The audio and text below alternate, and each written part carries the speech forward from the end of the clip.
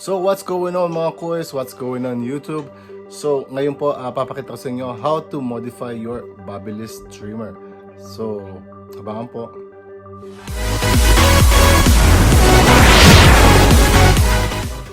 So what's going on mga kuys? So meron po tayo dito yung Babyliss na binili natin. So sinubukan natin siyang i-adjust gamit to. Pero kahit gumamit po tayo ng zero gapper na kasama ng Babyliss, hindi po natin nakuha yung gusto nating zero gap.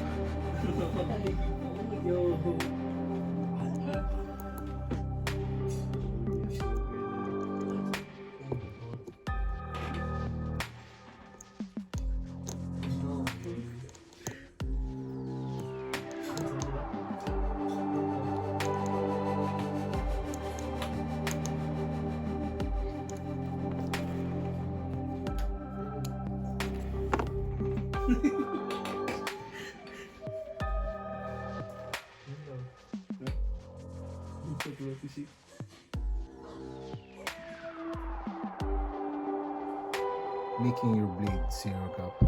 So what I did here is to manually zero gap your blade. So how to do this? So how am I going to do that? So I'm just going to place, so this is unscrew. So I'm just going to place it on a flat surface like that. Then I get the zero gap, the perfect zero gap here.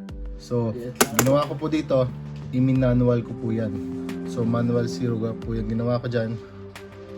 Ayan po. Kasi medyo kapag ginamit ko yung zero gapper na lang kasama, hindi po tayo makakakuha ng ganyang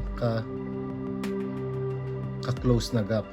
Pero hindi pa rin po heaters to, kasi sinubukan natin. Matala siya pero hindi siya nag-heat ng matindi sa lineup. So gagawin natin, i-modify pa natin yung blade gamit po ang 1 minute blade modifier. Ayan po, yun yung 1 minute blade modifier by the Rich Barber. So meron pong instruction manual dito. So ito yung mga blades na pwede nating i-modify. So ang hanapin natin ngayon kung ano yung product na ano natin. So meron siyang Andis, Wahl Detailer, Oster, and Babyliss Pro Gold Trimmer. So ito po, hindi po siya gold, pero ito po yung ano niya. So ang Babyliss Pro Gold Trimmer is kailangan natin i-modify from 1 minute to 2 minutes. So paano po mag-modify gamit ang sobrang mahal na tool na to? Ganito po yan.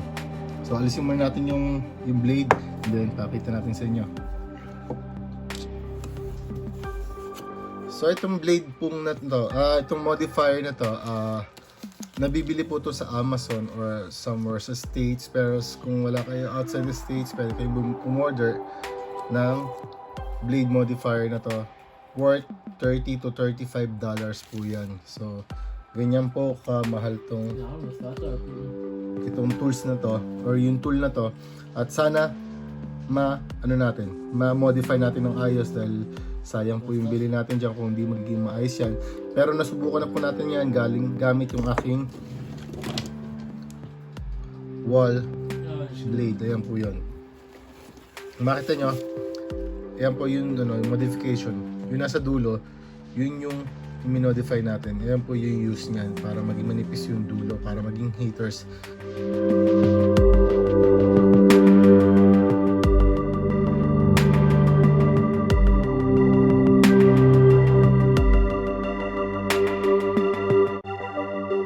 Handa natin iaangat.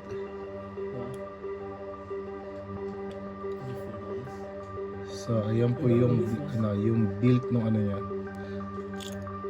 Oops.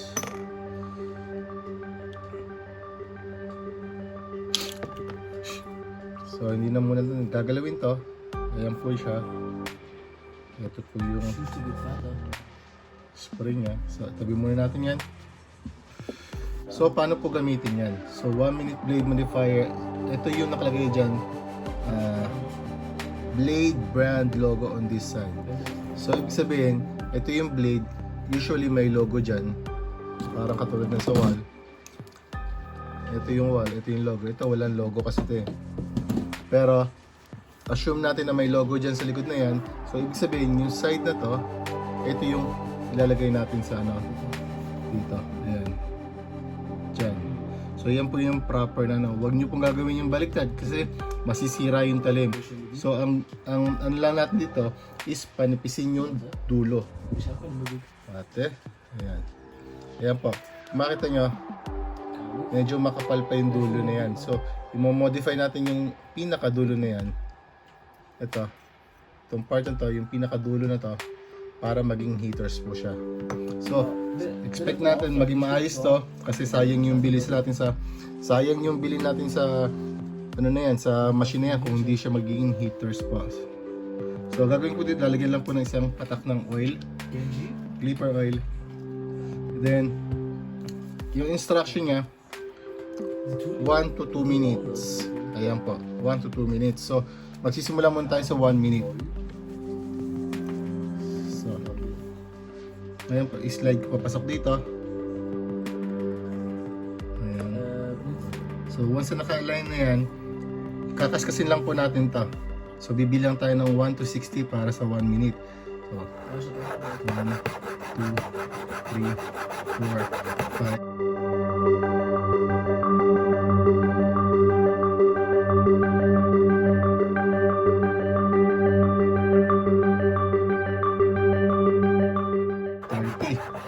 So, titigil muna tayo sa 30. So, ibig sabihin, check muna natin kung may nagbago. So, ayan po. Nakita nyo, may modification na nangyayari. So, 30 seconds lang po yan. So, gusto natin gawin natin complete 1 minute. So, sa 1 minute siguro, pwede na to. Ayan. Yung pagkano pala, hindi nyo ipupush yan ya. Hindi, basta i-ano nyo lang po, i-slide nyo lang po sa loob. Hindi nyo po lalagyan ng sobrang effort yung pagpupush ng blade kasi kumbaga parang light lang po na nakahawak kayo. So, straight po yan, straight ganyan. Ayan, naka-straight lang po. Tapos, i-move natin back and forth. So, gawin natin another 30 seconds. 2, 3, 4, 5, 6, 7, 8, 9, 10, 11, 12. So, check natin ulit.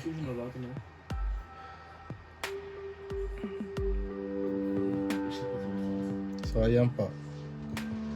So, makita nyo yung dulo nya. So, gusto ko pang gusto pa natin dagdagan mga another 30 seconds po.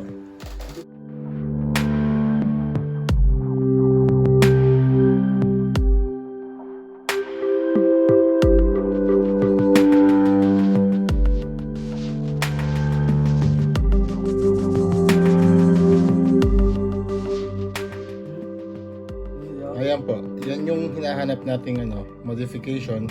So gumawa tayo ng 1.5 minutes. Ayan po. Yeah. So smooth po tumatakbo yung trimmer natin. So ayan. So hindi po siya nakakasugat.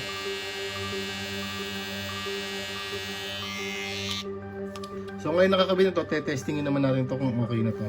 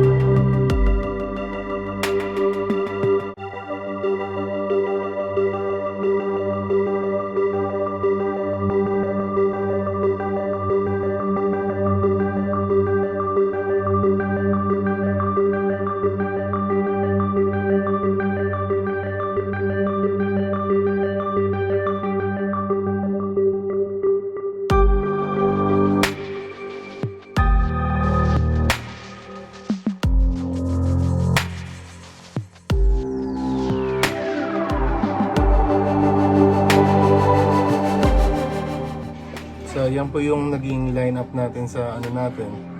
Gamit yung Babyliss trimmer. Ayan po. So ibang-iba po kaysa sa sa stock na settings. So kung hindi ko i-modify yung blade ng trimmer, so hindi po tayo makakakuha ng mga ganyang sharp na linya. Ayan po. So medyo mahirap gawin kasi sarili. Pero ano na po siya, garantisado na yung pagiging hitters ng makita niyo yung mga maliliit na buhok talaga na niya nakukuha na niya. So yun yung sikreto ng yung pagiging hitters ng isang trimmer. So ayan po yan. So kailangan maging manipis yung dulo. Muli, bumabati po ako ng Merry Christmas sa inyo lahat. At sana po nagustuhan niyo yung video na to. If you like this video, give me a thumbs up. And for those who are not yet subscribed to my channel, please do subscribe to my channel. And yes. So Sampitz the Hobby Barber signing out. Thank you very much for watching. Bye.